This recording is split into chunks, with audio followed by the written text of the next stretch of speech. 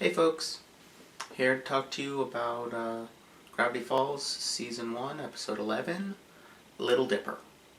This was a fun episode. Nothing particularly deep going on. Just kind of a silly romp. Surprisingly little usage of their small size. I think, just off the bat, that would be my main, I don't know if I'd call it complaint, but my main question. There's a lot of fun to be had with people being shrunken, but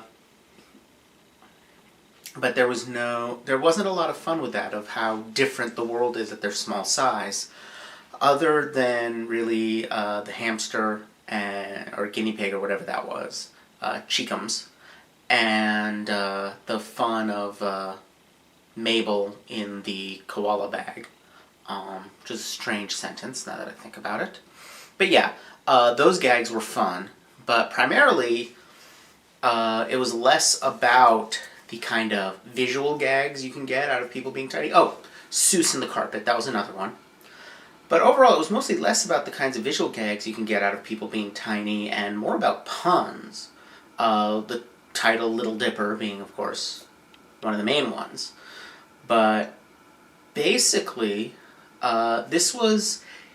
initially I thought this was yet another episode about Dipper's anxiety about masculinity, about being, a kid versus being an adult, and wanting to break away from being little.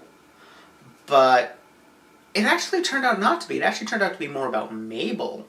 Most of the episode was focused on Dipper's feelings, but ultimately it was about how Mabel's feelings were being ignored, that he was making fun of her constantly.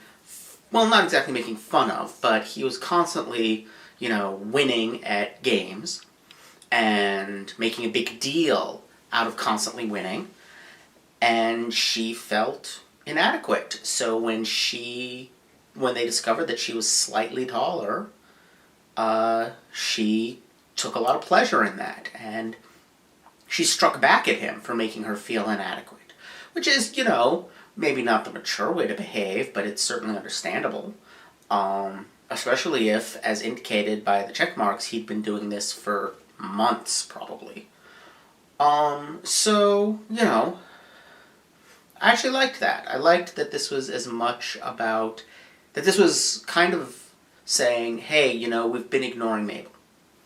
We've been focusing a lot on Dipper's feelings about growing up, but we've only had 1 or 2 episodes about Mabel's feelings on that matter. Maybe we should look at her. Maybe we should look at her feelings of whether she's adequate, whether she's big. Which, I understand that Mabel is the comic relief.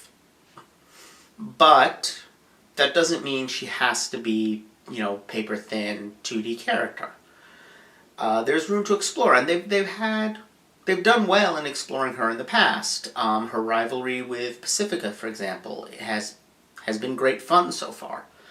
So this was a good way to approach it, to kind of take what has become a very standard episode type for them, of exploring, Dipper's feelings about growing up and masculinity and all that stuff, and then turn it on its head at the end and make it be about Mabel's feelings about growing up and about whether she's adequate, and how Dipper makes her feel in that regard. No, it was really good, and lots of great gags. I'm really glad Gideon came back. I enjoy him. I want more of him.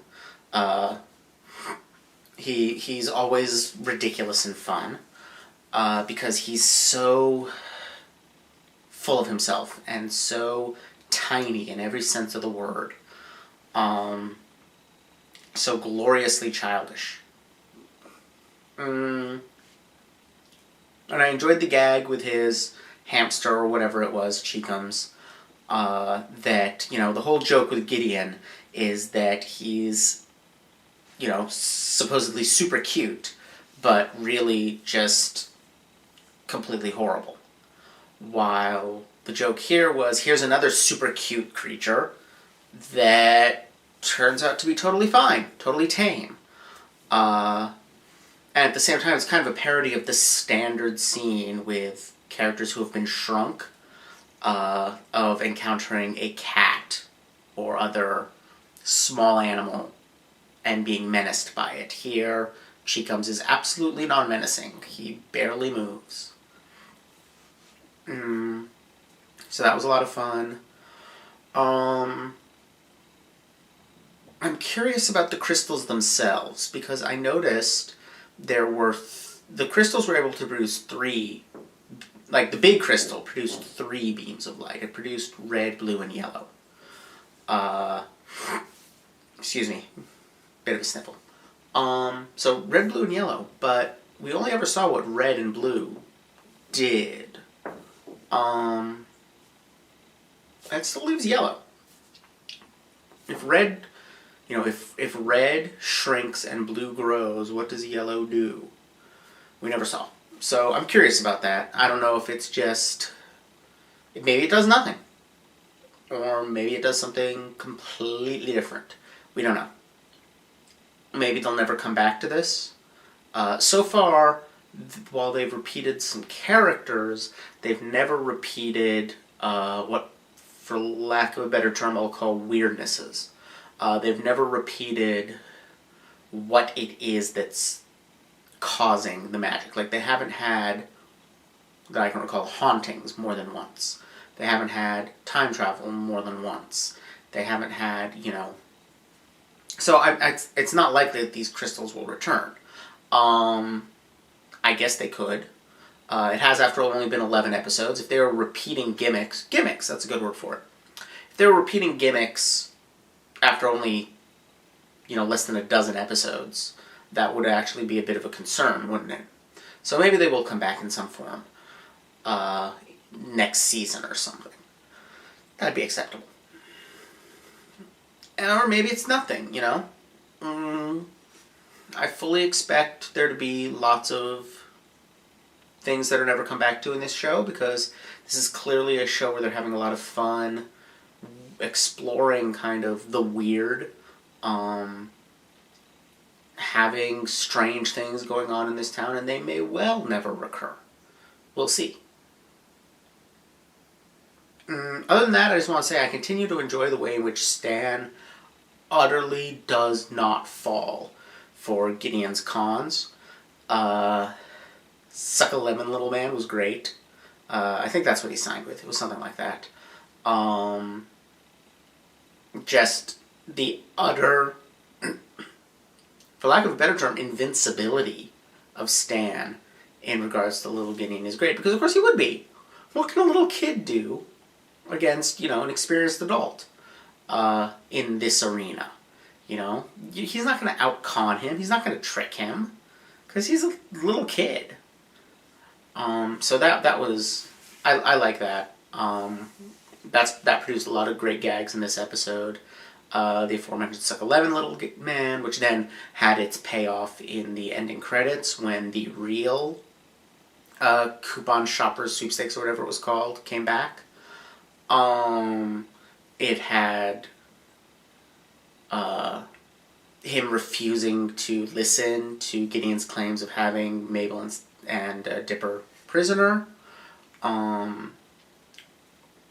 And at the end, when he just starts, trying to advise Gideon, telling him, get some help with your evil schemes, get some help with this weird laughing thing. I enjoyed that. The payoff to the tickling thing was pretty predictable, but on the other hand, the payoff to the gummy bear wasn't. The gummy bear and Gideon's hair thing. Didn't see that one coming, so that's good. And predictable isn't necessarily bad. I mean, what else were they going to do to affect him? And frankly, the way Stan reacted to it made the tickling thing more than worth it. So, yeah, overall, just a good, fun episode. Not a lot going on conceptually or anything like that. Just a fun kind of a romp.